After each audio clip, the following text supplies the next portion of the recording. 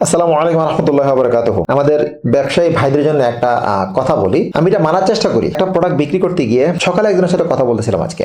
তো আমি একটা এক্সাম্পল দিই, আমার হাতে এই প্রোডাক্ট আছে এই মুহূর্তে। এই জিনিসটা আমরা চায়না থেকে নিয়ে আসি, ধরে নেন 100 টাকায়। 100 টাকায় নিয়ে আসি, এটাকে আমরা বিক্রি করবো কত টাকায়? চিন্তা করলাম যে এটাকে আমি 200 টাকায় বিক্রি করবো। তো 200 টাকায় বিক্রি করতে গেলে যদি আমি ফেসবুকের মাধ্যমে বিজ্ঞাপন দিয়ে বিক্রি করতে যাই, তাহলে এটাকে আমি ফেসবুকে যদি আমি একটা বিজ্ঞাপন দিই প্রতিদিন $5, 7 দিনের বিজ্ঞাপন $35, $35 বিজ্ঞাপন যদি আমি দিই, ফেসবুক আমাকে কম বেশি 7 দিনে 100 অথবা 120টা সে আমাকে টেক্সট পাঠাবে।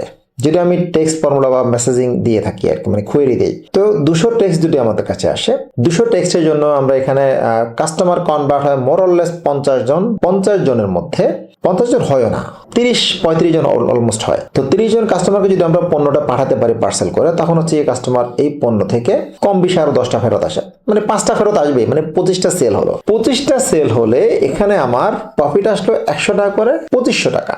বাকিগুলো ফেরত চলে আসছে 7 দিনে 200 জন কাস্টমার রিপ্লাই থেকে। 25টা সেলের পরে আমি এখানে 2500 টাকা প্রফিট করলাম। আমার ফেসবুকে ডলার বার্ন করছি কিন্তু আমি $35। $35 সমস্ত খরচ ধরে কম বেশি 140 টাকা বা 50 টাকা পর্যন্ত পড়ে যায়। যদি আমি 150 টাকাও ধরি $35, কম বেশি 5200 টাকার মতো চলে আসে।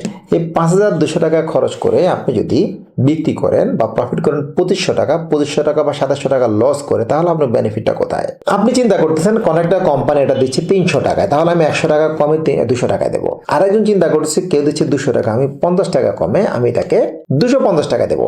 ভাই 250 টাকায় দিয়ে আপনার টিম, আপনার অফিস, ফেসবুক বুস্টিং বা আপনার যে লোকজন, আপনি কি মেনটেন করতে পারবেন?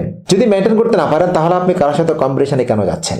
কে কি পলিসিতে দিচ্ছে সেই চিন্তা করে আপনি কম্পিটিশনে যাচ্ছেন। কম্পিটিশনে গিয়ে আপনি যেটা করতেছেন, আপনি নিজের ক্ষতি করতেছেন, মার্কেটের ক্ষতি করতেছেন। কাস্টমার কিন্তু আপনার থেকে অতিরিক্ত পণ্য নিচ্ছে না। যার এই পণ্যটা দরকার 500 টাকা দিলে উনি নেবে এটা, আর 50 টাকা দিলে এটা উনি নেবে। আর যার দরকার নাই তাকে আপনি ফ্রি দিয়ে দিলে উনি বলো যে আমার এটা দরকার নাই, অথবা আপনি ফ্রিতে একটা কেন 4-5টা ফ্রি দিয়ে দিলেন, অসুবিধা কি? তো আলটিমেটলি কম্পিটিশনে নেমে আপনি নিজে যেমন ক্ষতি করছেন, পুরো মার্কেটে ক্ষতি করতেছেন। আমার মনে হয় সেই অসুস্থ কম্পিটিশন থেকে বেরিয়ে আসা উচিত। কম্পিটিশন হবে সুস্থ, কে কতটুকু ভালো সার্ভিস দিতে পারি, ভালো প্রফিট করতে পারি, এটা হবে সুস্থ কম্পিটিশন। যে কম্পিটিশনের মাধ্যমে আপনি আপনার টিম চালাতে পারবেন, আপনার অফিস কমপ্লিট অ্যাকোমোডেশন আপনি ঠিকঠাক রাখতে পারবেন। যে কম্পিটিশনে যে বিজনেসে সেই বিজনেস পলিসি করা উচিত। আপনি যদি অসুস্থ পলিসিতে নামেন আন্ডারকাটে সেল করার জন্য, লস দিয়ে সেল করার জন্য, তাহলে কিন্তু খুব সমস্যার মধ্যে আপনি পড়ে যাবেন।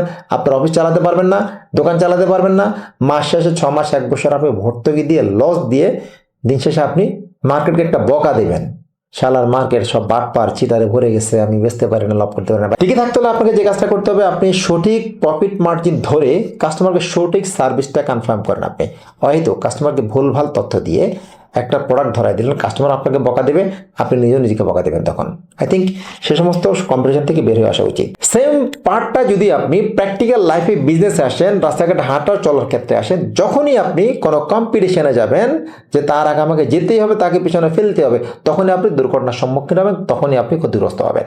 সেটা না করে যদি আপনি এটা প্ল্যান করেন, আমার গতিতে আমি যাব, বাট আমাকে এগিয়ে যাওয়া লাগবে, সুনির্দিষ্ট সময়ে সুনির্দিষ্ট গন্তব্যে আমাকে যাওয়া লাগবে, প্ল্যান থাকা লাগবে। এটা প্ল্যান এটা নয় আমার পাশে যে আছে বা সামনে যে আছে তাকে আমি টেক্কা মেরে তাকে আমি পিছনে ফেলে সামনে যাওয়া লাগবে। This is bad plan, bad policy and bad thinking.